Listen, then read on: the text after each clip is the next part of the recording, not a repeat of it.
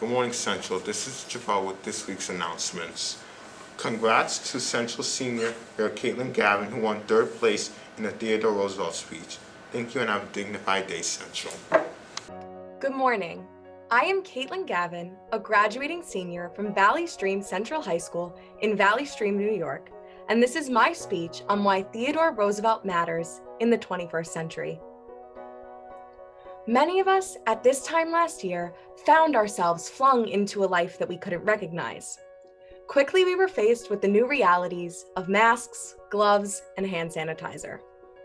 For some of us, it might have been the most time we've ever spent in our houses or even with our families. Seemingly trapped in our homes and even worse, alone in our minds, it was preparing for this speech that I couldn't help but connect with the young Theodore Roosevelt. The circumstances may be vastly different, but I could relate to young TD, as he was called as a boy, as he too was separated from friends and schooling from home.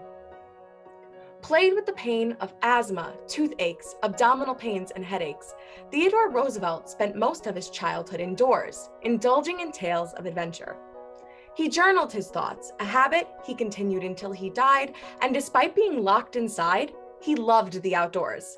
Whenever possible, he would collect plants and animals and bring them into his bedroom, which made it smell of preservation chemicals. His father, who couldn't stand that his son was weakened by various maladies, spent nights with him reading when he could not sleep, and even took him on midnight carriage rides through the city to fill his asthmatic lungs with air.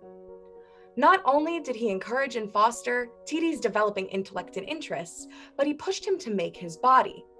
He built him a gymnasium in the basement where young TD took up boxing. Over time, his asthma subsided and his strength grew. He could breathe again. Today, my generation is currently being suffocated with viruses, literal and figurative. The COVID-19 pandemic has kept me and my peers away from each other, isolated much of the time, and having missed out on so many social and collaborative events. We have been forced, much like little TD, to pursue our interests and our education trapped in our bedroom. But like Theodore Roosevelt, we have the ability to come out of this exile stronger and better for it. Theodore Roosevelt used his time in quarantine to build his repertoire of interests, developing his mind and his body. My generation can look for inspiration in how Theodore Roosevelt spent his time in quarantine. His interests as a child were all reflected in his policies as an adult. As a conservationist, he set aside public lands to create national parks and even made efforts to protect wildlife.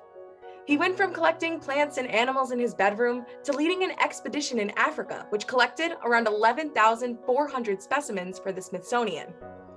His pursuit of physical and mental fitness continued into adulthood, as he championed the strenuous life, even continuing to wrestle his own Secretary of War William Taft while still in the Oval Office. One can see how Theodore Roosevelt's life was shaped by the childhood that TD had spent indoors. I myself have dived back into my schoolwork, spent countless hours bonding with my family, and even taken more time to exercise by going on bike rides and doing yoga. The time in the void of this pandemic has not been idle, and Theodore Roosevelt has inspired me to focus on the things that I can gain and not the many things that have been taken away from me. As did Theodore Roosevelt, we are planting the seedlings right now and using our time locked up as not a shortcoming, but as a springboard for us to become the next leaders, innovators, and world changers. Theodore Roosevelt matters in the 21st century because he can teach us that this time locked up is a space where we can define who we want to become. We cannot label 2020 as a setback. We have a responsibility to propel ourselves into a future that we are proud of, a future that we create.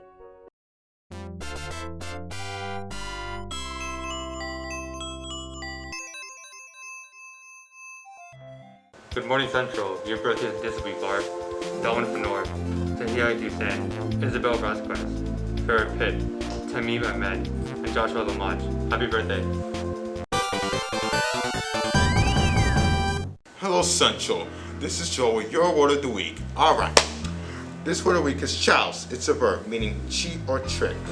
Why should not my friend be choused out of a little justice for the first time? Thank you. Then I go. Are you ready, kids? Aye, aye, Captain! I can't hear you. Aye, aye, Captain!